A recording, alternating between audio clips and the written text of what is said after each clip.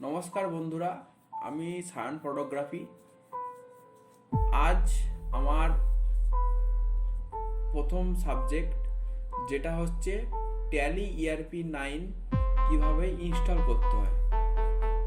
চলুন দেখে নিই ট্যালি ERP9 সফটওয়্যার কিভাবে আমরা ইনস্টল করব। দেখে নিন। প্রথমে আমি ট্যালি ডেস্কটপ থেকে ট্যালি ERP9 4.92 এটাকে ইনস্টল করব। ইনস্টল করতে গেলে আমাদের প্রথমে .exe ফাইলটাকে ইনস্টল করতে হবে। চলুন আমরা ইনস্টল করি।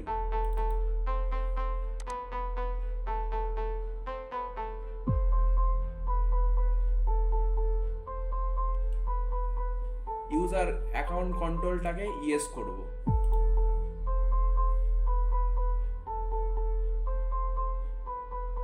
ওপেন হচ্ছে উইন্ডোটা।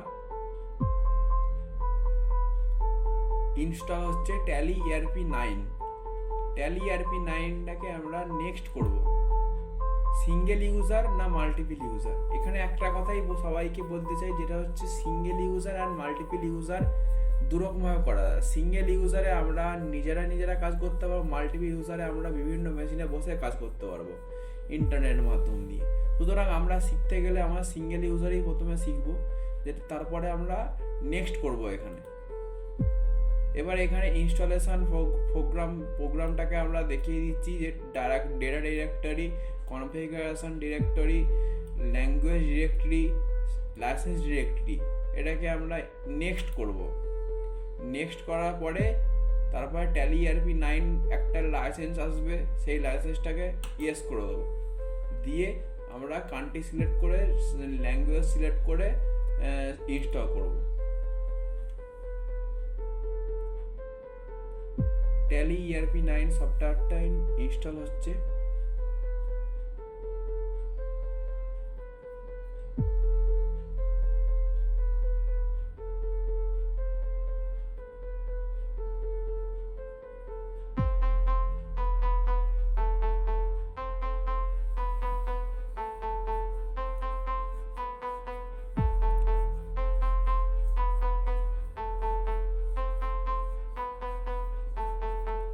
ট্যালি ERP9 সফটওয়্যারটি ইনস্টল হচ্ছে বন্ধুরা।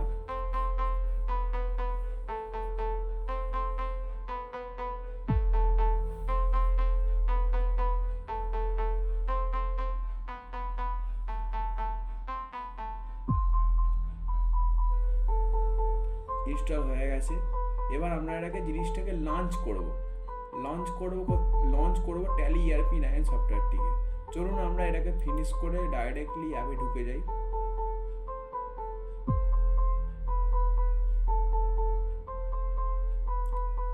দেখতে পাচ্ছেন ট্যালি ERP9 সফটওয়্যারটি আমাদের ইনস্টল হয়ে গেল।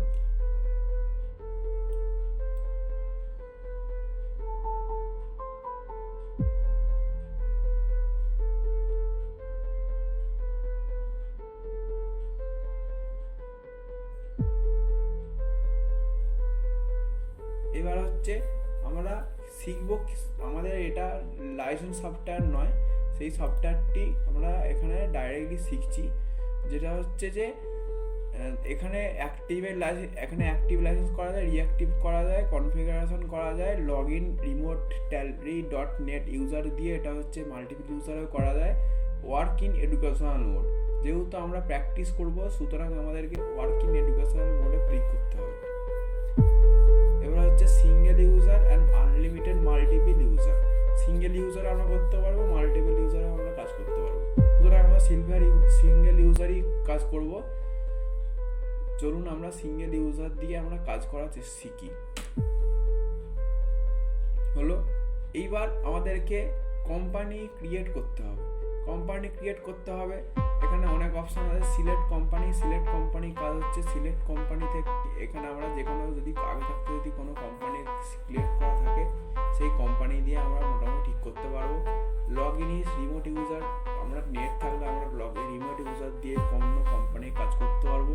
ক্রিয়েট কোম্পানি কাজ করতে গেলে আমরা কোম্পানি নতুন করে ক্রিয়েট করতে পারবো। ব্যাকআপ অ্যান্ড রিস্টোর নিতে পারবো, সব কিছু নিতে পারবো। সুতরাং আমরা ডাইরেক্টলি আসুন আমরা ক্রিয়েট কোম্পানি করি। এখানে আমি একটা নাম দিচ্ছি abc.private limited। এখানে একটা অ্যাড্রেস জায়গাটা আমি ফাঁকা রাখছি। আমি এখানে স্টেট দিচ্ছি, স্টেট এখানে দেবো হচ্ছে ওয়েস্ট বেঙ্গল, দিয়ে মোবাইল নাম্বার এগুলোকে আমি স্কিপ করে দিচ্ছি।